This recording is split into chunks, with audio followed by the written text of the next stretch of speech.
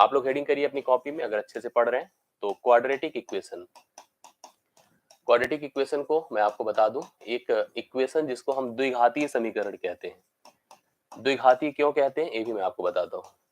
एक ऐसा पॉलिनोमियल अर्थात एक ऐसा equation, equation that is the combination of variables constant and the operators, मतलब जो चर राशि अचर राशि और चिन्हों का मिश्रण होता है, कॉम्बिनेशन होता है, वही आपका समीकरण है। उस समीकरण में ऐसे इक्वेशन जिसमें 3 पद हो, ऐसे इक्वेशन जिसके जिसके साथ जो वेरिएबल लगा हो उसकी जो हाईएस्ट पावर हो 2 हो, वह इक्वेशन रेखा कैसे गया हो उसके बारे में मैं बताता हूँ। वो आपका द्विघात समीकरण है। जब भी द्विघात समीकरण की बात आएगी, एक इक्वेशन कुछ इस प्रकार से लिखा आपको दिखेगा, that is written in the form of ax square plus bx plus c बराबर 0। इस फॉर्मेट में लिखा गया कोई भी इक्वेशन द्विघात समीकरण है। द्विघात समीकरण से पहले यह पॉलिनोमियल अर्थात एक बहुपद है। यहाँ पर कुछ बातें बहुत ही कंफर्म करना जरूरी है, जहां पे हम कह दें कि एवरी ए हो, बी हो और सी हो, they belongs to the real number. ये अवास्तविक संख्या होती है, इसको कहते हैं वास्तविक संख्या। वास्तविक संख्या अर्थात नंबर सिस्टम के भी कुछ भाग हम आपको कवर कराएंगे। अभी उससे भी रिलेटेड प्रश्न हम प्लान कर रहे हैं और वो भी एक एक करके हम आपको कवर कराएंगे। कल आपके कमेंट्स मैंने देखे बहुत सारे आए, मैं भी पढ़ के बताऊंगा अभी। उसमें उसमें हमको जो आपकी डिमांड समझ में आई है, मिक्स प्रैक्टिस भी करानी है, ये मैं आप तय कर चुका हूँ। दूसरा कुछ इंपॉर्टेंट टॉपिक है, जैसे ये है प्रोबेबिलिटी है, नंबर सिस्टम का पार्ट है, कुछ अरिथमेटिक का मिक्स प्रैक्टिस हम आपको कराना है, वो हम आपको कवर करा देंगे। और साथ साथ मिक्स प्रैक्टिस ज्यादा फोकस हम लोग रखेंगे।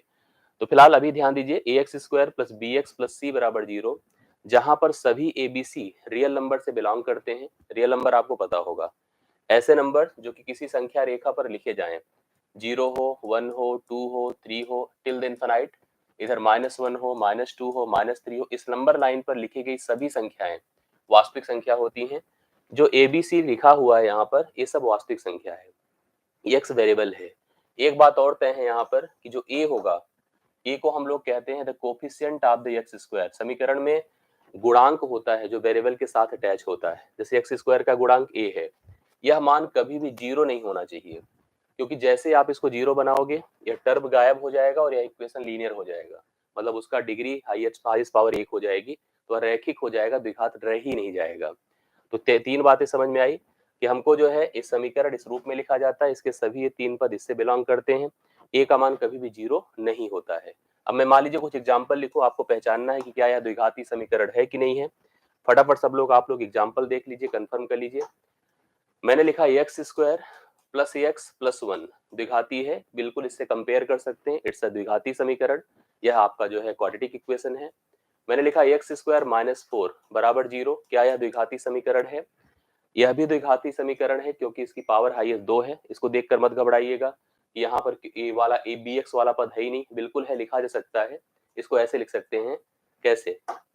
इसको लिख सकते हैं 1x square plus 0 into X -4 is equal to 0। इसलिए यह द्विघाती समीकरण है, देख करके मत टेंशन में आइए कि द्विघाती नहीं है, ठीक है। मैंने लिखा √2x square plus 5x plus 7 is equal to 0, क्या द्विघाती है? बिल्कुल है, द्विघाती ये भी है। इसको भी देखकर मत घबराइएगा, रूट में लिखा है क्योंकि वह रियल नंबर तो है ही है। मैंने लिखा 7x प्लस 5, क्या द्विघाती है? No, it's not a quadratic. क्यों नहीं है? क्योंकि इसकी जो हाईएस्ट पावर है वह 1 है, इसलिए यह द्विघाती समीकरण नहीं है। द्विघाती में कंपलसरी सिचुएशन यही है कि जो हाईएस्ट पावर हो वेरिएबल के ऊपर वो 2 हो, ठीक है। 2 से नीचे पावर है, द्विघाती नहीं है। 2 के ऊपर पावर है, द्विघाती नहीं है। द्विघाती होने के लिए हाईएस्ट पावर 2 होना चाहिए।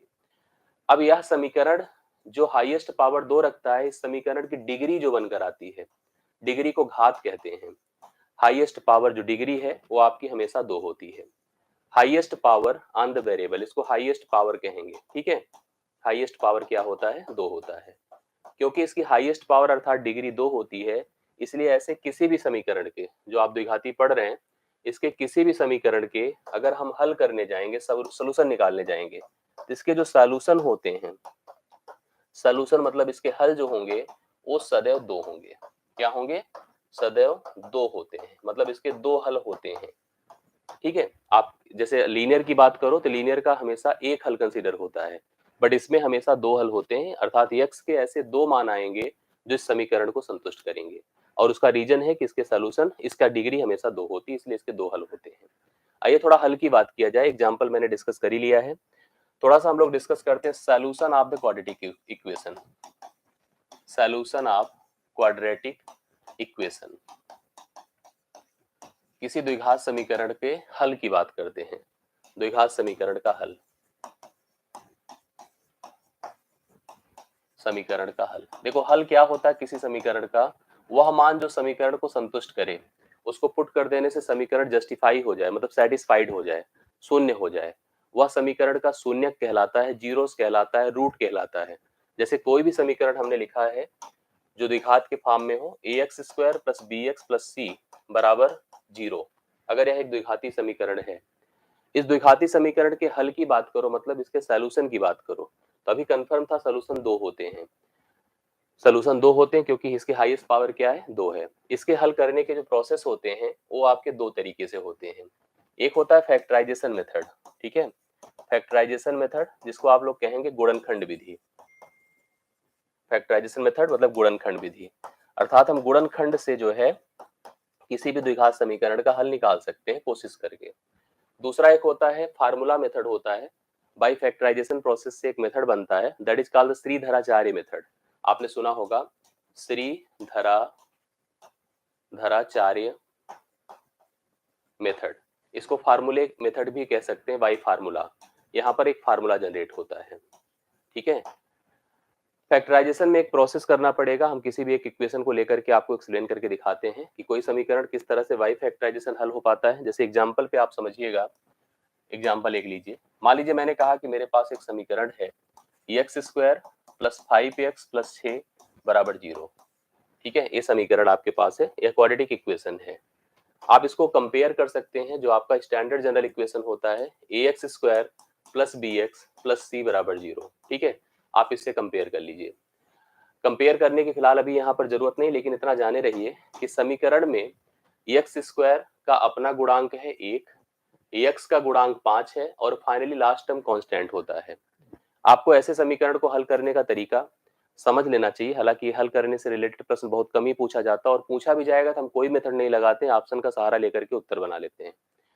हम लोग इसका हल करने का जो तरीका होता है, जैसे हम उठा ले पूरा X square plus 5x plus 6 is equal to 0, last term जो अपना कांस्टेंट है उसको ले जाते हैं कोफिशिएंट अर्थात एक्स स्क्वायर के गुणांक में मल्टीप्लाई करते हैं, ठीक है। मल्टीप्लिकेशन करेंगे तो 6 का मल्टीप्लिकेशन अगर 1 से होगा तो 6 ही आएगा। 6 के ऐसे दो फैक्टर बनाइए जिनका जोड़ या घटाव 5 हो जाए, चाहे जोड़ या चाहे घटाव। मान लीजिए हमने फैक्टर बनाए 2 और 3, 2 गुणे 3 क्या होता है 6, और 2 प्लस 3 क्या होता है 5। आप इसको लिख सकते हैं एक्स स्क्वायर प्लस 5 की जगह लिखिए 2 प्लस 3, 2 प्लस 3x प्लस 6 कर दीजिए बराबर 0 कर दीजिए। अब आप इससे क्या करिए, इसको कंपेयर करिए, open x square plus 2x plus 3x plus 6 बराबर 0 लिख सकते हैं। हाँ, अब यहां से अगर मैं x कॉमन कर लूं तो x प्लस 2 हो गया, और यहां से मैं अगर 3 कॉमन कर लूं तो x प्लस 2 हो गया बराबर 0, मतलब दो दो का पेयर बना लिया।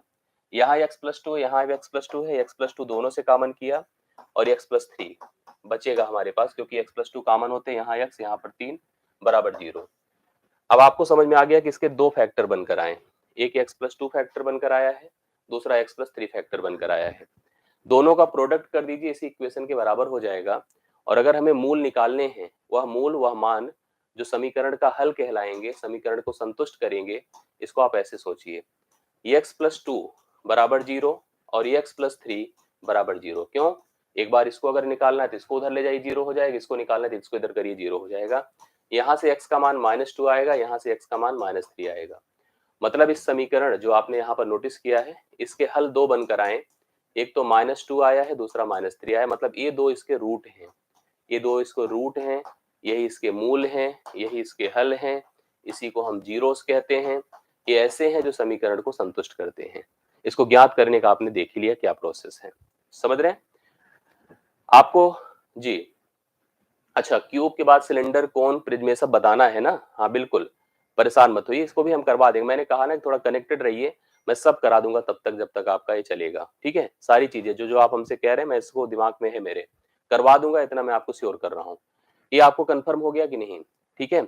हमें फैक्टराइजेशन मेथड से करना है तो हम ऐसे इसका सोल्यूशन कर सकते हैं, इतना कंफर्म हो गया। अब इसके बाद अगर हमें मान लीजिए इसी समीकरण को, अगर कभी कभी ऐसी स्थिति आती है जो आप ये फैक्टर बना ले रहे हैं, ये फैक्टर कभी कभी नहीं बन पाता है, नहीं बन पाता तो इसका सोल्यूशन डायरेक्ट नहीं कर सकते इससे, और हम लोग इसलिए ऐसी स्थिति में हम लोग यहाँ पर क्वाड्रेटिक इक्वेशन का सोल्यूशन करते हैं बाई फार्मूला। ठीक है, अब आपके पास समीकरण है ax square plus B x plus C is equal to 0, ये आपका क्वाड्रेटिक इक्वेशन है। इसका सोल्यूशन करिए, सोल्यूशन बाई फार्मूला। ठीक है, सोल्यूशन बाई फार्मूला कैसे होगा ध्यान दीजिएगा। सोल्यूशन बाई फार्मूला हम लोग करते हैं, अगर हम इस समीकरण के सभी मान अर्थात x को कैलकुलेट करें तो x के लिए एक फार्मूला बनेगा minus B plus minus under root B square minus 4ac divide by 2a। इसको बाई फैक्टराइजेशन, जो यहाँ पर ये प्रोसेस है इसका बाई फैक्टराइजेशन अर्थात कंप्लीटिंग द स्क्वायर से हम इसको इस रूप में ला करके x का मान निकाल सकते हैं। तो आपको डायरेक्ट फार्मूले ध्यान देने हैं, सभी वो मान जो समीकरण में गुणांक के रूप में है एक्स स्क्वायर, x और कांस्टेंट के रूप में है, उनको लाकर इस फार्मूले पे पुट करके आप किसी के भी रूट मतलब किसी भी समीकरण का एग्जैक्ट हल निकाल सकते हैं। जैसे अभी जो आपने प्रोसेस किया, ठीक है, अभी जो आपने प्रोसेस किया क्या था equation, X square plus 5x plus 6 is equal to 0, जिसको आपने फैक्टराइजेशन से हल किया है, उसको हम डायरेक्ट भी कर सकते हैं। कैसे, इस फार्मूले से भी कर सकते हैं, और कैसे कर सकते हैं ध्यान दीजिएगा। इसके लिए जैसे मैं आपको बता रहा हूं कि आप इस फार्मूले पे रखने से पहले आप गुणांक को कंपेयर करिए, मतलब आपको इसको कंपेयर इससे करना है। यहाँ पर एक्स स्क्वायर का गुणांक कितना है, 5a, यहाँ पर एक्स स्क्वायर का गुणांक 1 है, a का मान 1 हो गया। इसी प्रकार से b का मान, x का गुणांक b है और x का गुणांक 5 है, तो b का मान कितना हो गया, 5, और कांस्टेंट टर्म आपका 6 हो गया। कंफर्म हो गई बातें। अब आपको अगर इस फार्मूले पे रखना है x का मान, देखिए कैसे होगा, माइनस b, तो लिखिए -5 plus minus under root B का स्क्वायर 5 का वर्ग माइनस 4a, a मतलब कितना है देखिए, a मतलब आपके पास है 1 और 6 है c का मान बटे 2 इंटू 1, क्योंकि 2a लिखा है, लिखा जाएगा -5 plus minus under root 25 minus 24 बटे 2, 25 माइनस 24 बटे 2 क्या हो जाएगा, -5 प्लस माइनस 25 से 24 निकला 1, और 1 का वर्गमूल भी करेंगे तो 1 ही होगा बटे 2। इसके दो हल बनेंगे, -5 प्लस 1 बटे 2 और -5 माइनस 1 बटे 2। तो -5 प्लस 1 करेंगे -4 बटे 2 होगा, -4 बटे 2 -2 आएगा, और -6 बटे 2 -3 आएगा। देखिए वही दोनों हल यहाँ पर भी बन पा रहे हैं। तो आप लोग श्रीधराचार्य का फार्मूला अप्लाई कर सकते हैं इस तरह की किसी भी क्वाड्रेटिक इक्वेशन को हल करने के लिए जो आपके सामने बनता है। ठीक है, तो ये हो गया सोल्यूशन इसका किसी भी समीकरण का। अब सोल्यूशन जानने के बाद हमें जो रूट, हम लोग जैसे आपने देखा कि आपके पास एक क्वाड्रेटिक इक्वेशन है ax square plus B x plus C is equal to 0। इसमें सबसे पहले इस समीकरण को बनाने से के दौरान ही मैंने आपको बताया कि यहाँ पर इसको बनाने में 3 वैल्यू है a, b और c। ठीक है, जो तीनों किससे बिलोंग करती हैं आपको पता है, तीनों बिलोंग करती है रियल नंबर से। ये सभी की सभी रियल से बिलोंग करती है, अर्थात वास्तविक संख्या होती हैं, वास्तविक संख्या होती हैं। जब मैं इस समीकरण का हल करता हूँ, समीकरण का रूट निकालता हूँ हल, तो बनता है -b plus minus under root B square minus 4ac divide by 2a, ये बनता है। अब ये जो हल होते हैं दो होते हैं, आपको पता है। अगर अब इसको सोचो तो एक बार देखो, -b तो -b है, प्लस एक बार लिया जाता है, माइनस लिया जाता है, इसलिए इसके दो मान यहाँ पर जनरेट होते हैं। आप एक बार प्लस ले लो तो अलग मान, और माइनस ले लो तो अलग मान जनरेट होते हैं, इसलिए दो समीकरण आते हैं। अब दो समीकरण बने तो हमको इन जो समीकरणों से प्राप्त मान अर्थात हमारे समीकरण का जो हल है, जो मूल है, उसके नेचर को जानने की जरूरत है, क्योंकि इसने सबसे पहले कंफर्म किया था जो आप समीकरण बना रहे हो, जिसका हल निकाल रहे हो, हल किसकी मदद से निकाला जा रहा है, एबीसी की मदद से। और एबीसी क्या है, तीन की तीनों वास्तविक संख्याएं हैं। इन तीन की तीनों वास्तविक संख्याओं को उठा के इस फॉर्म में रखा गया है, तो क्या हमेशा जो रिजल्ट आएगा इसी रूप में रहेगा। इसलिए बहुत जरूरी है किसी भी समीकरण के रूट का नेचर जानना। मतलब हम लोग यहाँ पर हेडिंग कर सकते हैं, nature of the roots, nature of the roots of quadratic equation. मतलब किसी भी द्विघात समीकरण के मूलों की प्रकृति को जानना, मूलों की प्रकृति को समझना पहचानना। मूलों की प्रकृति मूलों को ज्ञात करने के प्रोसेस पर ही निर्भर करेगी। मूलों की प्रकृति जो होगी वो मूलों को ज्ञात करने के प्रोसेस पर ही निर्भर करेगी। अब मूलों को ज्ञात कैसे किया जाता है, इस फार्मूले से ज्ञात किया जाता है। हम अगर कुछ भी वास्तविक संख्याएं ले लें, रियल नंबर, और उनको हम जोड़ें, घटाएं, गुणा करें, भाग करें, वर्ग करें, वर्गमूल करें, कोई भी प्रोसेस करें, वो सभी नंबर हमेशा वास्तविक ही रहती हैं। बस एक प्रॉब्लम होती है, अगर आपने पढ़ा होगा इसको डिटेल से, कभी किसी नेगेटिव नंबर को अगर हम लोग वर्गमूल के अंतर्गत रखते हैं, जैसे ही रखते हैं वह नंबर आपका वास्तविक नहीं रह जाता है, काल्पनिक हो जाता है। हमको डाउट जो है, ये डाउट की वजह से ही, क्योंकि ये डाउट बना, इसलिए बना क्योंकि प्रोसेस में रूट लग रहा है, प्रोसेस में रूट लग रहा है, इसलिए डाउट बना कि आपको जो है, अगर मूलों की प्रकृति को जानना है तो आप थोड़ा सा रूट को जो हम लोग कैलकुलेट करते हैं उसके प्रोसेस को भी समझिए। और सच में मूलों की प्रकृति हमेशा वास्तविक नहीं होगी, क्योंकि यह प्रोसेस बड़ा ही दूसरा है। आपको पता है, जैसे हम लोग पढ़े हैं इस चीज को, कि अगर कभी कोई नेगेटिव नंबर का वर्गमूल निकालते हैं तो वह नंबर आपका इमेजिनरी बन जाता है, काल्पनिक बन जाता है। और यहाँ पर वर्गमूल का सिंबल है, देखो जोड़ घटाव से कोई दिक्कत नहीं है, वर्गमूल के अंदर हमारे पास बी सी ए सब इन्वॉल्व है। हो सकता है यहाँ पर अगर आप इसका कैलकुलेशन करो तो जरूरी नहीं कि हमेशा एक पॉजिटिव नंबर ही आएगा, अगर यह पॉजिटिव आए तब तो टेंशन ही नहीं है, लेकिन ऐसा हमेशा पॉसिबल नहीं कि यह नंबर हमेशा पॉजिटिव आएगा। इसीलिए यहाँ पर इसके प्रकृति को ज्ञात करने के प्रोसेस को समझा जाता है। इसलिए आपको अपनी कॉपी में हेडिंग लगानी है, nature nature of the roots roots of quadratic equation, अर्थात द्विघात समीकरण के मूलों की प्रकृति, द्विघात समीकरण समीकरण के मूलों मूलों की प्रकृति, द्विघात समीकरण के मूलों की क्या प्रकृति। अब हमने ये पढ़ लिया है कि जो हमारे पास उसका जो नेचर अर्थात मूल बन रहा है, उसमें डाउट केवल इसकी वजह से हो रहा है, minus B plus minus under root B square minus 4ac divide by 2। मतलब हमारा जो मूल है इस फार्मूले पर से ज्ञात होता है, समीकरण अगर a x square plus B x plus c बराबर 0 है तो हमारा मूल इसी से ज्ञात होता है। हमेशा हमारे मान वास्तविक ही होते, बट इस रूट ने आकर सब खराब कर दिया। तो रूट के अंदर जो वैल्यू है वही रिस्पॉन्सिबल है मूलों की प्रकृति को निर्धारित करने के लिए, डिसाइड करने के लिए। मूल के अंदर जो वैल्यू है अगर उसको आप सेपरेट निकाल लीजिए और उसको एक नाम दे दीजिए, उसका नाम है डिस्क्रिमिनेंट। डिस्क्रिमिनेंट डिस्क्रिमिनेंस को हिंदी में कहते हैं विविक्तिकर। विविक्तिकर किसी भी द्विघात समीकरण का डी से डिनोट किया जाता है, और डी का मान हमेशा बी स्क्वायर माइनस 4ac होता है। जो रूट के अंदर मान है ना, उसी को डिस्क्रिमिनेंट अर्थात विविक्तिकर कहते हैं।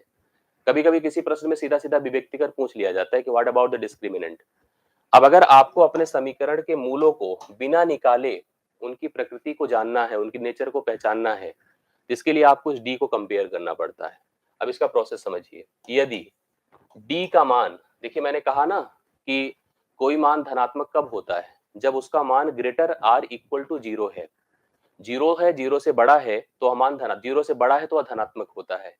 अगर डी का मान अर्थात इस वैल्यू जो रूट के अंदर है, अगर वह ग्रेटर आर इक्वल टू 0 है, ग्रेटर आर इक्वल टू 0 है, तो जो अपने रूट्स होंगे, मूल होंगे, रूट्स आर रियल, वो हमेशा क्या रहेंगे, रियल अर्थात वास्तविक रहेंगे। क्या रहेंगे, वास्तविक रहेंगे, हमेशा वास्तविक रहेंगे।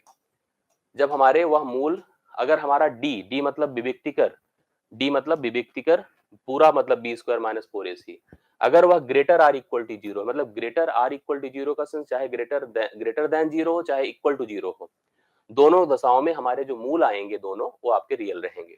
बट इसमें भी दो स्थितियां आप देख पा रहे हैं, एक तो डी ग्रेटर देन 0 है, एक डी इक्वल टू 0 है, दोनों लिखा है। अगर डी ग्रेटर देन 0 होगा तो रूट्स आपके रियल तो कंफर्म हो गए, दोनों परिस्थितियों में, चाहे इसमें होगा चाहे इसमें, रियल तो कॉमन है। रियल मतलब वास्तविक कॉमन है, रियल कॉमन है। लेकिन एक और स्थिति बनती है कि जो मूल बनेंगे वो आपके इसमें असमान बनेंगे। क्या बनेंगे, असमान, अर्थात दोनों मूल अलग अलग रहेंगे, असमान होंगे, और इसमें क्या होंगे, समान होंगे, इक्वल हो जाते हैं। मतलब अगर डी का मान ग्रेटर देन 0 है तब तो मूल आपके वास्तविक के साथ साथ असमान होंगे, और अगर डी का मान इक्वल टू 0 है तो वास्तविक के साथ साथ समान हो जाएंगे, क्योंकि यह पूरा टर्म ही गायब हो जाएगा, एक ही रूट बचेगा। मतलब दोनों हल जो अल्फा बीटा करके आएगा, एक्स का मान 2 आएगा, वो दोनों सेम ही होंगे। इसमें दूसरी कंडीशन एक आपको नोट वो भी करना है, वो भी जान लेना है। अभी मैं आपको एक एग्जांपल करके दिखाता हूं। अगर डी का मान, दूसरी कंडीशन जो हम लोग पढ़ रहे हैं, इफ डी लेस देन 0 हो जाए, लेस देन 0 का मतलब ये जो अंदर का मान है वो नेगेटिव हो जाए, नेगेटिव जैसे होगा या मान तुरंत इमेजिनरी अर्थात काल्पनिक हो जाएगा। तो मैं लिख सकता हूं यहां पर, अब रूट्स क्या होंगे पता है, रूट्स आर इमेजिनरी, इमेजिनरी होंगे मतलब काल्पनिक होंगे, और काल्पनिक के साथ साथ असमान होंगे। क्या होंगे? असमान होंगे। ठीक है, मूल क्या होंगे? काल्पनिक के साथ साथ असमान होंगे। दोनों अलग अलग और काल्पनिक मूल आपको प्राप्त होंगे। बातें समझ में आ रही कुछ कि नहीं, मुझे बताइए, एक बार क्लियर कर लीजिए। अब जैसे एग्जांपल मैं आपको देता हूं एकाक द्विघात समीकरण लेकर के।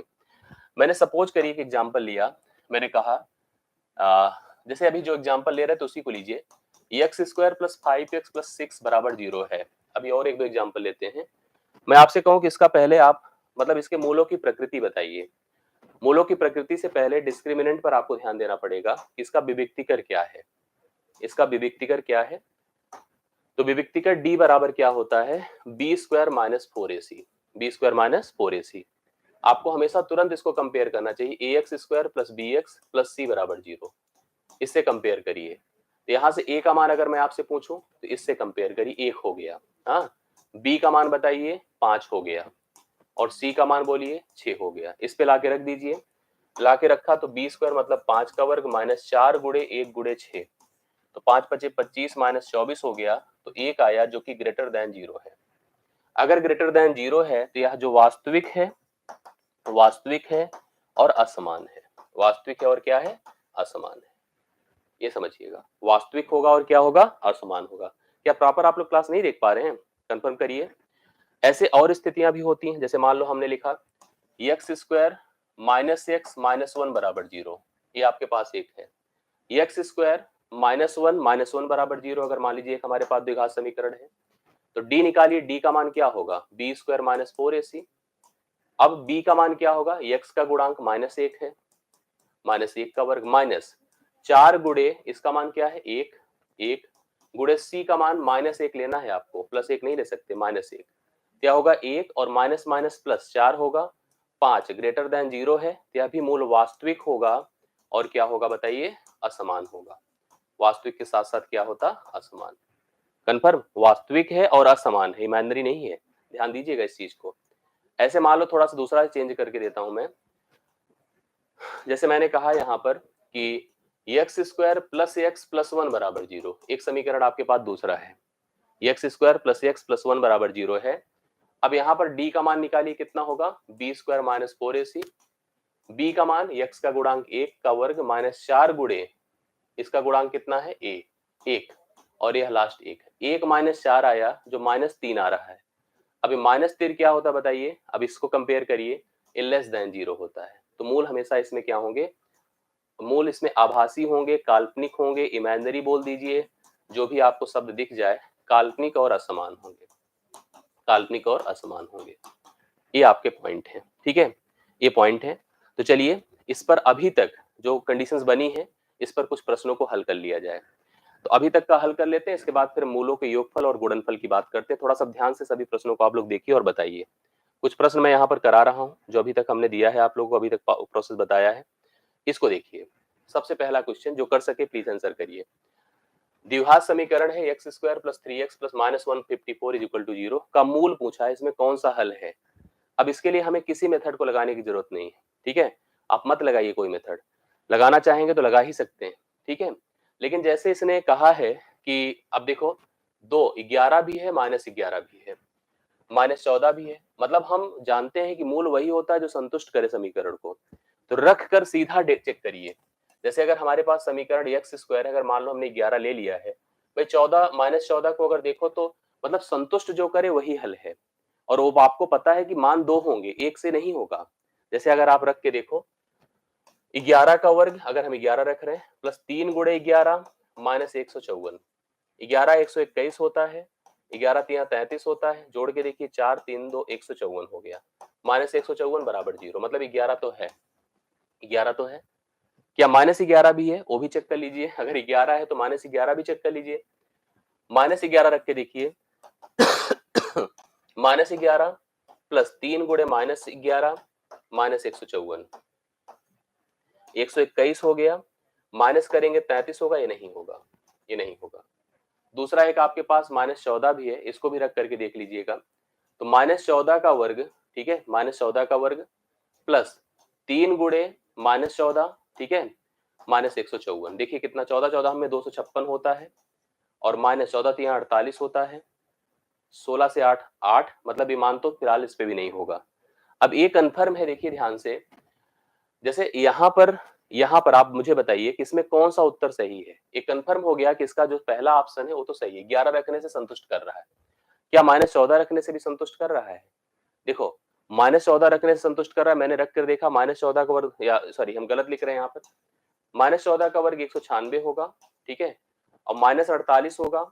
अब 16 से 8 4 होता है, 16 से 8 8 होता है। जैसे अगर हम 196 से 48 घटाते हैं, क्या 154 के बराबर, एक सेकंड, यहाँ गलत लिख रहा था, 196 होगा और -14 दूना 28, 14 तिरिक 42 होगा, -154। देखिए 6 से 2 4 हुआ और 154, ये भी 154 -154, मतलब ये भी संतुष्ट कर रहा है।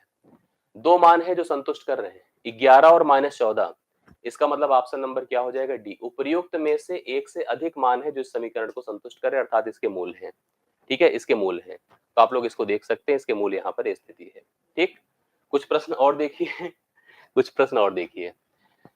अब जैसे इसने कहा कि द्विघात समीकरण के मूलों की प्रकृति आपको बतानी है, इसमें नेचर ऑफ द रूट क्या है, नेचर क्या होगा। क्वेश्चन है 4x² प्लस 12x प्लस 9 बराबर 0। ठीक है, 12x प्लस 9 बराबर 0। आपको यहाँ पर अगर इसका नेचर पता करना है तो आपको डी निकालना चाहिए। डी बराबर क्या होता है? B square minus 4ac। यहाँ पर आप इसको कंपेयर करिए इस समीकरण को ax square plus B x plus c बराबर 0 से। इससे कंपेयर करिए, a का मान कितना आएगा 4, b का मान कितना आएगा 12 और c का मान कितना आएगा 9। ठीक है, कंपेयर कैसे किया जाता है? एक्स स्क्वायर का गुणांक एक्स स्क्वायर का गुणांक, एक्स का गुणांक एक्स का गुणांक, 9 और 4। अब यहाँ पर d का मान कैलकुलेट करिए, कितना आएगा बताइए? बी स्क्वायर मतलब 12 का वर्ग माइनस 4 गुणे 4 गुणे 9, 12 बराबर में 144, माइनस 4 चौके 16, 9 144, 0 आया। मैंने कहा था अगर d आपका 0 होगा, d अगर 0 होगा, वास्तविक के साथ साथ क्या होगा? समान होगा। वास्तविक के साथ समान, बी ऑप्शन कितने लोगों ने बताया था? लगभग डीजी एजुकेशन, मनीष, रोशन, लगभग आप जो कर पा रहे हैं उन्होंने बताया कि इसका सही उत्तर क्या हो रहा है? बी ऑप्शन हो रहा है, वास्तविक तथा कितना हो रहा है? समान हो रहा है। तो राइट सोल्यूशन दूसरे प्रश्न का बी ऑप्शन है, आप लोग देख सकते हैं, ऐसे प्रश्न आपको दिखेंगे।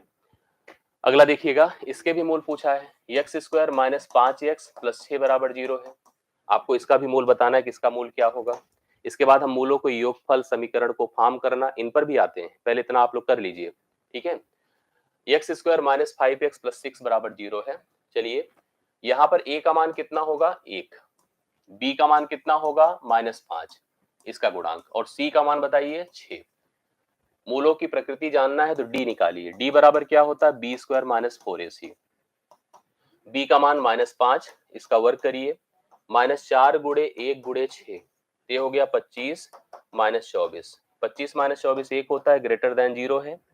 तो मूल आपके वास्तविक होंगे और असमान होंगे। वास्तविक के साथ साथ क्या होंगे? असमान होंगे, मतलब दोनों मूल अलग अलग रहेंगे। ये ऑप्शन राइट सोल्यूशन है, वास्तविक के साथ साथ असमान होंगे। क्लियर? तो तीसरे प्रश्न का उत्तर पहला ऑप्शन है, एकदम कंफर्म बता रहे हैं आप लोग। आगे देखिएगा, इसका भी मूल पूछा है। क्या क्वेश्चन है? 6x square plus 3x plus 2 बराबर 0, ये समीकरण है।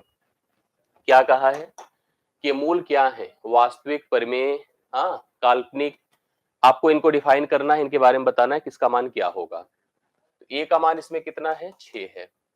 ठीक, b का मान कितना है? 3 है, c का मान इसमें 2 है।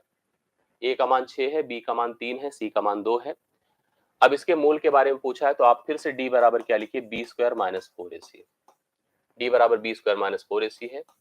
अब b का मान 3 है, 3 का वर्ग माइनस 4 गुणे 6 गुणे 2, तो 3 3 9 हो गया, 4 छंगे 24, 2 48 कर दीजिए। अब आपने नोटिस किया कि इसका जो भी मान आएगा नेगेटिव आएगा, मतलब 37, जो भी, मतलब 18 से 9 घटा दीजिए, 38 आएगा। 38 9 48, ठीक है, 18 से 9 39 होगा, सॉरी, -39 आएगा, नेगेटिव आया।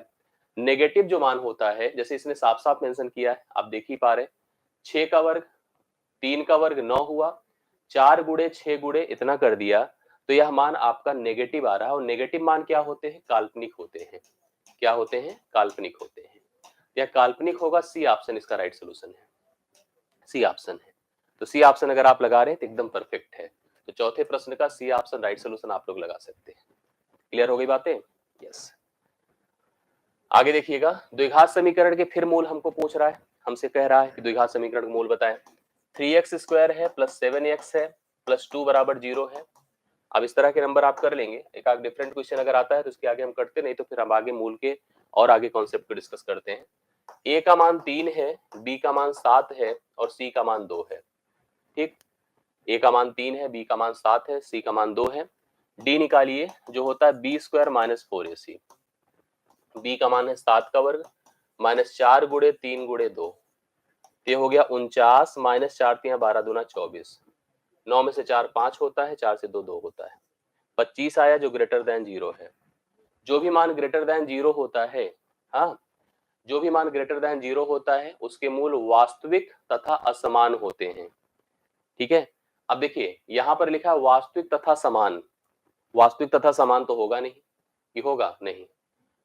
अच्छा, जो मूल, एक बात समझिएगा, जो मूल हमारा रियल होता है, जो रियल होते हैं वास्तविक, क्या जैसे एक नंबर का कैटेगराइजेशन होता है, आपको अगर पता है, नंबर का कैटेगराइजेशन ये होता है कि अगर हम लोग वास्तविक संख्या को चाहे दो भागों में बांट सकते हैं, परिमेय संख्या और अपरिमेय संख्या। एक परिमेय होती है, दूसरी क्या होती है, अपरिमेय होती है। क्योंकि यह ग्रेटर देन 0 है तो यह एक परिमेय संख्या, एक मतलब वास्तविक संख्या है। वास्तविक संख्या के साथ साथ यह मूल आपका एक परिमेय संख्या अर्थात रैशनल नंबर भी हो सकता है। क्या हो सकता है, रैशनल नंबर, मतलब एक परिमेय संख्या भी हो सकती है। अगर अपने पास, जैसे उसे हम p बटे क्यू के रूप में लिख सके, तो वह संख्या एक परिमेय संख्या बनकर आएगी। यहाँ पर देखो अपरिमेय क्या होता है, इस तरह के नंबर होंगे, जैसे √2 है, √3 है, ऐसी संख्याएं हैं अपरिमेय जो कि ना तो विभाजित होती है ना ही आवर्ती होती है। अगर इस फॉर्मेट में कोई नंबर है जो पूर्ण वर्ग नहीं है और रूट में लिखी गई है तब तो अपरिमेय है, नहीं तो अगर संख्या p बटे क्यू के फॉर्म में लिख लिए रहे हैं किसी भी वास्तविक संख्या को तो वो सब परिमेय है। इसका उत्तर एक परिमेय संख्या आएगा। अगर आप देख रहे हैं कि यहाँ पर रूट का कोई कॉन्सेप्ट नहीं है, 3 दूना 6 रूट निकालेंगे अगर मूल आप लोग, तो मूल जो निकलेगा वो आपका कोई पूर्णांक संख्या, धनात्मक, ऋणात्मक, कोई भिन्न संख्या इस प्रकार से बनकर आएगा। इस फॉर्मेट में नहीं आएगा, रूट के फॉर्मेट में नहीं आएगा। इस संख्या का सही उत्तर परिमेय होगा, मतलब रैशनल नंबर होगा। क्या होगा, रैशनल नंबर होगा। इसको आप लोग ई मत लगाना उपयुक्त में, कोई नहीं, परिमेय लगाइएगा नहीं तो गलत हो जाएगा। राइट सोल्यूशन इसका परिमेय होगा, रैशनल नंबर। इनमें से कोई नहीं लगाइएगा, बी ऑप्शन करेक्ट आंसर करिएगा। इसके लिए आप इतना दिमाग में रखिएगा, ये संख्याएं ऐसे कुछ बढ़ती हैं, रियल नंबर, ठीक है, रियल, रियल को दो भागों में बांट सकते हैं, कैसे, रैशनल, रैशनल मैंने पढ़ाया, इस सब चीजों को देखिएगा, जिसको आप परिमेय संख्या कहते हैं, और इरैशनल, इरैशनल जिसको आप लोग क्या कहते हैं, अपरिमेय संख्या कहते हैं। इनको आप लोग देखिएगा, इस तरह से बांटा जाता है। बाद में परिमेय को फिर बांटा जाता है इंटीजर, जिसको पूर्णांक कहते हैं, फ्रैक्शन जिसको भिन्न कहते हैं, ये सब चीजें बढ़ती हैं। ठीक, यस। रियल में इरेशनल होता है, लेकिन इरेशनल तब होता है जब कोई संख्या रूट के फॉर्म में लिखी हो, और रूट मतलब इरेशनल परिमेय संख्या वह होती है जो ना तो विभाजित हो सके और ना ही आवर्ती हो। ऐसी संख्या जैसे √2 है, √3 है, √5 है, √6, अगर इस फॉर्मेट में कोई नंबर होगा तब तो इरेशनल होगा, लेकिन बाकी p बटे q के रूप में लिखा है तो वह संख्या आपकी क्या होती है, वह परिमेय संख्या होती है। अब देखो समीकरण ज्ञात करने की बात आती है जिसके मूल दिए होते हैं, थोड़ा सा आप लोग इसको ध्यान दीजिएगा। जैसे आपको थोड़ा सा कुछ और क्वाड्रेटिक इक्वेशन के बारे में मैं कंफर्म कर दूं। मान लीजिए मैंने कहा एक क्वाड्रेटिक इक्वेशन है ax square plus bx plus c बराबर 0। ध्यान से देखिएगा, ये है आपका क्वाड्रेटिक इक्वेशन। इसके मूल आपको पता है, इसके मूल क्या क्या होते हैं। यदि इसके मूल अल्फा और बीटा हैं, अल्फा बीटा है, दो हल आते ही हैं किसी भी क्वाड्रेटिक इक्वेशन के, तो आपसे दो प्रश्न यहाँ पर सबसे पहले पूछा जा सकता है। पहला पूछा जाता है मूलों का योगफल, मूलों का योगफल, इनके मूलों का जोड़ क्या है। अब इसके लिए हम मूल निकाल के थोड़ी जोड़ेंगे। और दूसरा मतलब इसको कहते हैं sum of roots, sum of roots. दूसरा हमसे पूछा जाता है मूलों का गुणनफल, मूलों का गुणनफल, जिसको आप कहते हैं product, sum of the roots of equation. ठीक है, ऐसे रहने, मूलों का गुणनफल। Product of the roots, product of roots. ठीक है, अगर हमारा समीकरण इस रूप में लिखा गया है ax square plus B x plus c बराबर 0, इसको आप लिख सकते हैं क्या, माइनस बी बाई ए, और इसको क्या लिख सकते हैं, सी बाई ए। ये दो फार्मूले होते हैं। अगर हमें कोई द्विघात समीकरण दिया है, मूलों के योगफल का फार्मूला होता है माइनस बी बाई ए और मूलों का गुणनफल क्या होता है, सी बाई ए। एग्जाम्पल देख लीजिएगा।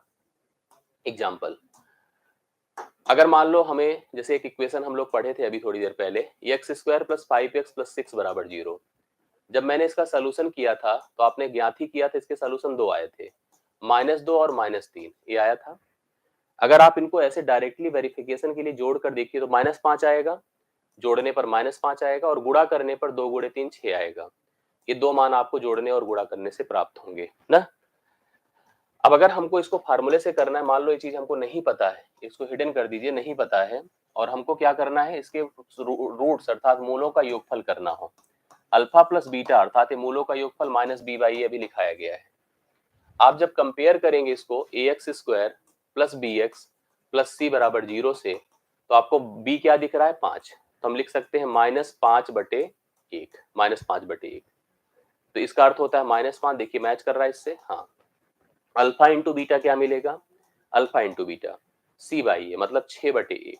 देखिए प्रोडक्ट करिए तो यहाँ पर 6 आ रहा है। मूलों का योगफल माइनस बी बाई ए होता है और मूलों का गुणनफल क्या होता है, सी बाई ए होता है।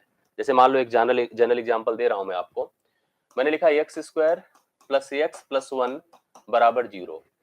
अब मैं आपसे कह रहा हूं इसके मूलों का योगफल, मूलों का योगफल और गुणनफल, मूलों का योगफल बताइए और मूलों का गुणनफल बताइए, मूलों का गुणनफल बताइए क्या होगा, मूलों का योगफल बताइए और मूलों का गुणनफल। अब आपको पता है समीकरण आपका ये दिया गया है, यहां से इसको थोड़ा कंपेयर कर लीजिए, a बराबर 1 होगा, b बराबर 1 होगा और c बराबर भी 1 होगा, दिख रहा है सब कुछ, a b c सब 1 है। ठीक, अब आपको पता है मूलों का योगफल क्या होता है, alpha plus beta that is equal to minus b by a. तो यहाँ पर b का मान भी 1 है, तो लिख सकते हैं -1/1 अर्थात -1। मूलों का योगफल तो -1 हो गया। मूलों का गुणनफल alpha into beta c by a होता है, जो आपका 1/1 होगा, अर्थात इसका मान कितना आएगा, 1 आएगा। मतलब ऐसे कोई भी अगर द्विघात समीकरण आपको दिया है तो उसके मूलों का योगफल निकाल सकते हैं और मूलों का गुणनफल निकाल सकते हैं। एक चीज और भी होता है, कभी कभी हमको मूल दिए होते हैं और आपसे समीकरण पूछ लेता है कि वह समीकरण कौन सा था। ठीक है, इसको थोड़ा सा पॉइंट करिएगा। यदि यदि द्विघात समीकरण, द्विघात समीकरण के मूल, मूल मतलब हल, हाँ, अल्फा और बीटा है, अल्फा और क्या है, बीटा है। द्विघात समीकरण के मूल क्या है, अल्फा और बीटा है, मतलब एक मूल अल्फा है, दूसरा मूल क्या है, बीटा है। कभी कभी कहता है कि आपको द्विघात समीकरण बनाना ही है x के रूप में, p के रूप में, y के रूप में, जिसके रूप में ऑप्शन में दिया होगा उसके रूप में। अगर द्विघात समीकरण के मूल अल्फा और बीटा हैं तो एक x का मान अल्फा है और दूसरे x का मान बीटा है। ठीक है, एक x का मान अल्फा है, दूसरे x का मान बीटा है। आप यहां से एक फैक्टर बना सकते हैं x माइनस अल्फा, अल्फा को उधर कर दीजिए। यहां से एक फैक्टर बना सकते हैं x माइनस बीटा, यहां कर दीजिए। ये दोनों फैक्टर्स को आपस में मल्टीप्लाई कर दीजिए, तब भी द्विघात समीकरण आ जाएगा। अगर आप इनका गुणा कर दीजिए तब भी द्विघात समीकरण आएगा। एक तरीका ये है। दूसरा तरीका मैं आपको बता रहा हूं कि अगर आपको समीकरण बनाना है मूलों के साथ, मूलों के साथ मतलब मूल दिए हो उसके साथ, तो आपका तरीका ये होता है, अगर x के फॉर्म में बनाना चाहते हैं तो लिखिए x वर्ग माइनस अल्फा प्लस बीटा अर्थात मूलों का योगफल into x plus alpha into beta अर्थात मूलों का गुणनफल बराबर 0। ये समीकरण बनने का तरीका होता है। मतलब आप ध्यान दीजिएगा, अगर आपको मूल कोई समीकरण का दे दे कि मूल है भैया, आप इनकी मदद से बताओ कि समीकरण क्या होता, क्या क्वाड्रेटिक इक्वेशन था, तो उसके लिए तरीका है एक्स स्क्वायर माइनस मूलों का योगफल गुणे एक्स प्लस मूलों का गुणनफल बराबर 0। अगर आप इसको लगा दीजिए तो आप उस क्वाड्रेटिक इक्वेशन को डिजाइन कर सकते हैं जिसको आपसे कहा गया, पूछा गया है। ठीक है, जैसे अभी मान लीजिए एक जनरल एग्जांपल हम लोग चर्चा करते हैं। अभी हमने पढ़ा एक्स स्क्वायर, जिसको हम बार बार पढ़ रहे हैं, आपको बता रहे हैं, प्लस 5x प्लस 6 बराबर 0। इसके मैंने मूल निकाले, अल्फा बराबर -2, बीटा बराबर -3। ये हमारे पास एक समीकरण था, इसका हल आया था। इतनी जानकारी हम लोग को है कि इन दोनों हलों के लिए यह समीकरण है। इतनी इंफॉर्मेशन हम लोग को है, इतनी जानकारी है। मान लो आपको कहा जाए कि एक समीकरण है जिसके मूल x बराबर -2 और -3 है, तो हमसे कहा जाए कि वह क्वाड्रेटिक इक्वेशन बताओ क्या था, x के रूप में वह क्वाड्रेटिक इक्वेशन क्या था। एक तो तरीका ये था कि आप अगर कह रहे हो कि दोनों x के मान हैं, तो x बराबर -2 लिखो और x बराबर -3 लिखो। यहाँ से x प्लस 2 कर दो, यहाँ से x प्लस 3 कर दो और आपस में गुणा कर दो, तो आंसर आ जाएगा ऑटोमेटिकली। एक तरीका ये था। दूसरा तरीका जो मैंने अभी बताया आपको, लिखो x स्क्वायर माइनस मूलों का योगफल करिए, मूलों का योगफल -2 -3 मिलके -5 होगा गुणे x, प्लस मूलों का गुणनफल -2 गुणे -3 क्या होता है 6 बराबर 0। ये हो जाएगा x square plus 5x plus 6 बराबर 0। देखिए वही समीकरण बन गया। तो इसका अर्थ है कभी भी अगर आपको द्विघात समीकरण के मूल दिए हों तो उस समीकरण को डायरेक्टली आप डिजाइन कर सकते हैं, बता सकते हैं। इस तरह के प्रश्न आपके सामने बनते हैं। थोड़ा सा कुछ प्रश्न है जो मूलों से संबंधित हैं, उनको आप लोग हल कर लीजिए, प्रश्न आपका कंफर्म हो जाए। क्लियर है? जैसे देखो ए वाला प्रश्न तो हाँ ठीक है, इसको भी आप कर सकते हैं। हमको कहा गया द्विघात समीकरण ज्ञात कीजिए जिसका एक मूल, अभी दो मूल की बात हम नहीं कर रहे हैं, एक मूल की बात कर रहे हैं, 3 प्लस रूट 3 है। ऐसा कौन सा समीकरण है जिसका एक मूल 3 प्लस रूट 3 है? कोई भी मूल अगर है तो समीकरण को संतुष्ट करेगा। अगर आप उसको समीकरण में रखेंगे ला करके तो समीकरण को सेटिस्फाई करेगा। सेटिस्फाई करने का सेंस देखिए, अगर हम उसको रखें पहले पे, मान लीजिए हम लिख दे 3 प्लस रूट 3, इसका वर्ग करें प्लस 6 गुणे 3 प्लस रूट 3, हाँ प्लस 6, चेक करिए 0 हो रहा है कि नहीं। नियम होता है 9 बाई ए प्लस बी का होल वर्ग प्लस 3 रूट 3 का प्लस 3। अब रूल क्या होता है, ट्वाइस ए बी मतलब 6 इंटू 3, मतलब 2 इंटू 3 6 रूट 3। यहाँ पर क्या होगा 6 3 का 18 प्लस 6 रूट 3 प्लस 6। अब चेक करिए पूरा, कहीं कट के 0 हो रहा है? नहीं हो रहा है। यह कटकर 0 हो रहा है? नहीं हो रहा है। अब सबके सब तो पॉजिटिव है, 0 होने की कोई गुंजाइश ही नहीं है। जहां नेगेटिव होगा वहीं चांस है, जहां नेगेटिव होगा वहीं चांस है। तो नेगेटिव में जैसे इसको देखा, तो आपको पता है कि ये सारे मान तो पॉजिटिव। चलो इसको चेक कर सकते हैं हम लोग। 3 प्लस रूट 3 का होल वर्ग माइनस 6 गुणे 3 प्लस रूट 3 प्लस 6, चेक करिए यह होगा 3 तिया 9 प्लस 3 प्लस 2 तिया 6 root 3 minus 18 minus 6 root 3 plus 6। अब देखिए जो इससे खत्म हो रहा है 9 3 12 6 18 ये खत्म हो जाएगा, मतलब यह समीकरण बन जाएगा। यह समीकरण वह होगा जिसका यह मूल आपका 3 प्लस रूट 3 दिया गया है। इसका उत्तर बी ऑप्शन हो रहा है। अगर आप लोग ट्राई कर सकते हैं, देख सकते हैं, तो बी ऑप्शन इस प्रश्न के लिए हल है। करेक्ट आंसर आपके सामने है। क्लियर? चलो ये हो गया। इसी तरह से अब देखिए दूसरा क्वेश्चन, ये बड़ा अच्छा सा क्वेश्चन, आप इसको देखिएगा। के का मान ज्ञात करो जहां समीकरण 3x square plus 2x plus 1 plus के माइनस 5 बराबर 0 दिया है। अब जैसे इसमें कहा है कि अच्छा, इसमें साफ साफ बोला है के का मान ज्ञात करिए जिसमें समीकरण एक दिया है 3x square plus 2x plus 1 into x minus के माइनस 5 के जो मूल है बराबर 0 लिखा है कि मूलों का योगफल मूलों के गुणनफल के बराबर है। मूलों का योगफल मूलों के गुणनफल के अगर बराबर है तो मूलों का योगफल क्या होता है? Alpha plus beta minus b by a, और मूलों का गुणनफल क्या होता है? सी बाई ए, मतलब माइनस बी बाई ए बराबर होना चाहिए सी बाई ए के। कैसे? अब इसको चेक करिए, लेकिन इसके पहले समीकरण को ध्यान दीजिए। समीकरण में आप देख रहे हैं, अब अगर गलती से किसी ने इसको बी मान लिया तो गलत हो जाएगा। आपको समीकरण पहले सोचना पड़ेगा। ये तो उस कंडीशन के लिए जो आपको दिया गया, इसके लिए ये जो लाइन लिखी गई है हमें इसी पे पुट ही करना है, लेकिन इसके पहले अपने समीकरण को थोड़ा ध्यान से देखिए। आप लिखा है 3x स्क्वायर प्लस एक्स है के नहीं है, एक्स को इससे मल्टीप्लाई करिए, लिखा जाएगा 2x स्क्वायर प्लस एक्स को 1 से मल्टीप्लाई करिए तो एक्स होगा माइनस के माइनस 5, एक कांस्टेंट है, बराबर 0। आप इसको थोड़ा हल करिए, 3x square plus 2x square like term है, 5x square plus x minus के माइनस 5 बराबर 0। ये आपका द्विघात समीकरण बना। अब इस द्विघात समीकरण में a का मान क्या होगा 5, एक्स स्क्वायर का गुणांक। b का मान क्या होगा, कौन बता रहा है, x का गुणांक 1। अगर गलती से इधर उधर किसी ने कर दिया तो खराब हो जाएगा। c का मान क्या होगा, माइनस के माइनस 5, ये होगा। यही आपको समझना था। अगर इसको जिसने जस्टिफाई किया वही हल कर पाएगा। अब आप इसी पे लाके रख दीजिए, माइनस बी तो -1 डिवाइड बाई ए मतलब 5 बराबर सी मतलब क्या है, माइनस अगर बाहर कर लें तो क्या होगा k+5। हाँ, माइनस बाहर कर लें k+5 डिवाइड बाई कितना बताइए 5। पहले तो 5 से गया, माइनस माइनस से गया, अब बचा 1 इक्वल टू k+5 अर्थात k बराबर -4। -4 इस प्रश्न का हल हो जाएगा, पहला ऑप्शन -4। जितने -4 बताया एकदम सही बताया। मेन कॉन्सेप्ट ही यही है कि अगर आपने इसका एबीसी नहीं डिसाइड किया सही से तो गलत हो जाएगा। इसलिए इसका एबीसी डिसाइड करिए सही से, तब परफॉर्म करिए। तो 7वां प्रश्न आपने देखा कि आपको मूलों के योगफल और इस पर रिलेटेड क्वेश्चंस अच्छे से दिखा। यम के किस मान के लिए समीकरण, ये समीकरण दिया है कि मूल बराबर होंगे। यम के किस मान के लिए समीकरण के मूल बराबर होंगे। समीकरण क्या है, 4x² प्लस 6mx प्लस 9 बराबर 0, ये समीकरण है। मूल बराबर कब होते हैं, कब मूल बराबर होते हैं, मूल बराबर तब होते हैं जब d बराबर 0 होता है। और d बराबर 0 का मतलब होता है b² माइनस 4ac बराबर 0। d का मान ही b² माइनस 4ac होता है। अब इस समीकरण में आपको एबीसी पहले सोचना है, वही आपने कंफर्म कर लिया तो आपका प्रश्न हल हो गया।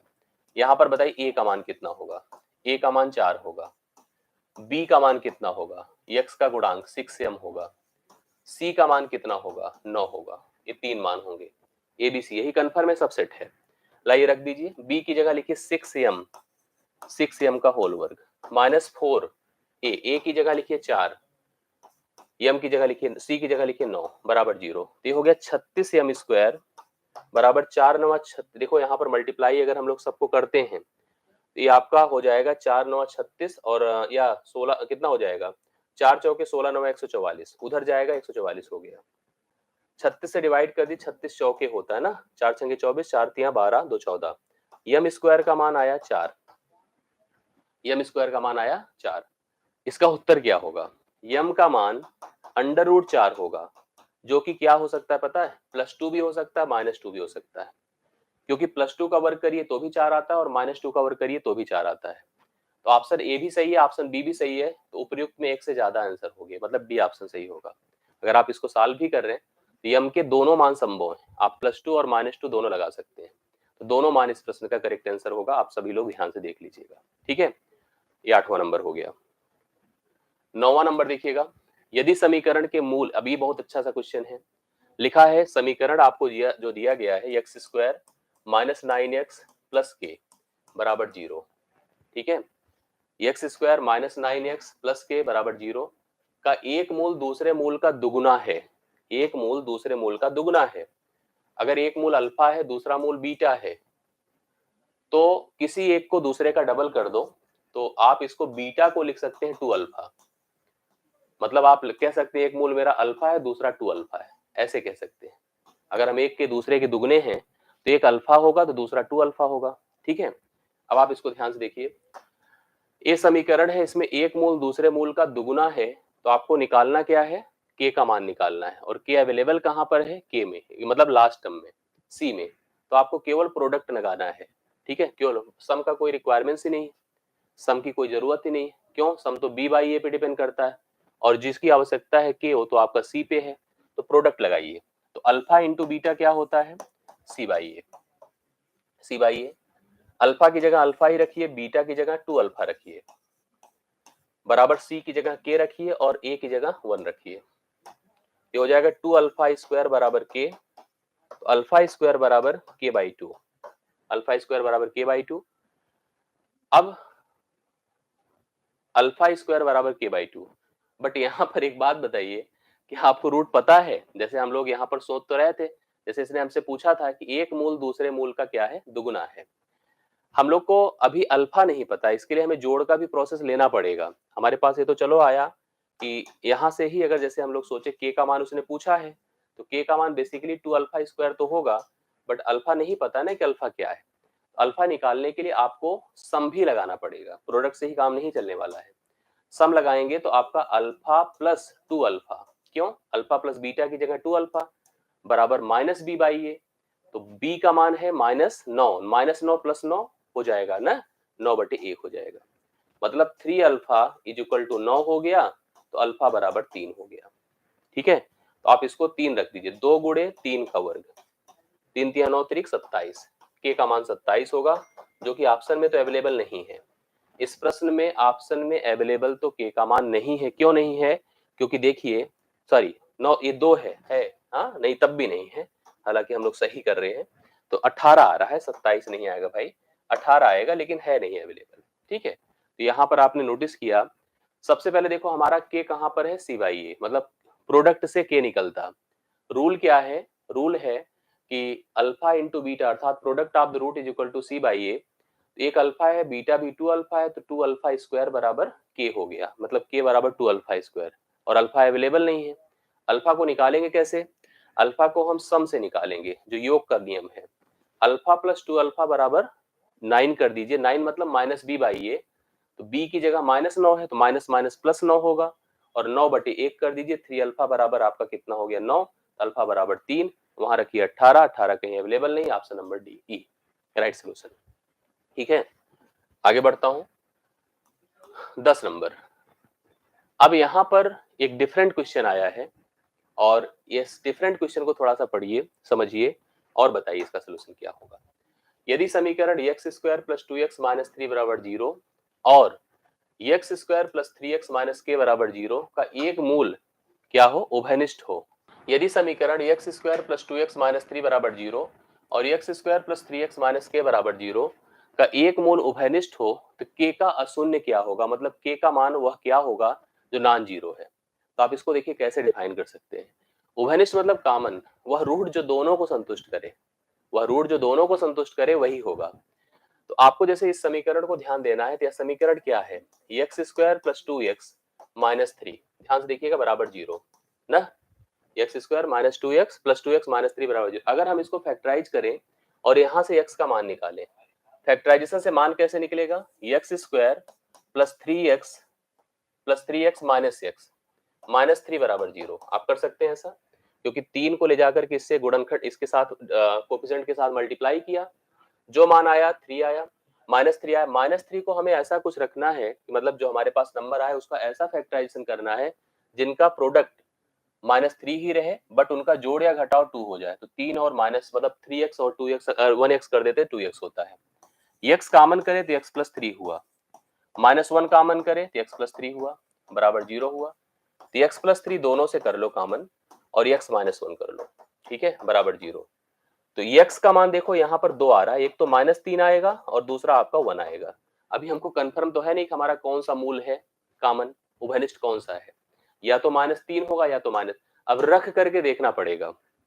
जैसे यहाँ पर अगर हम सपोज करिए -3 रखते हैं, -3 तो -3 का वर्ग प्लस 3 गुणे -3 माइनस के बराबर 0। चेक करिए इसमें से कोई मैच करेगा, 9 माइनस 9, 9 माइनस 9, अगर हम इसको देखें सॉरी 3 3 9, अब यहाँ पर देखिए ध्यान से 3 3 9 हुआ, जैसे इसकी जगह अगर हम रखते हैं -3 तो -3 रखते ही +9 होगा, और 3 3 9 भी -9 होगा, माइनस के बराबर 0। इसका मतलब के का मान 0 जो कि किसी ऑप्शन में अवेलेबल नहीं है।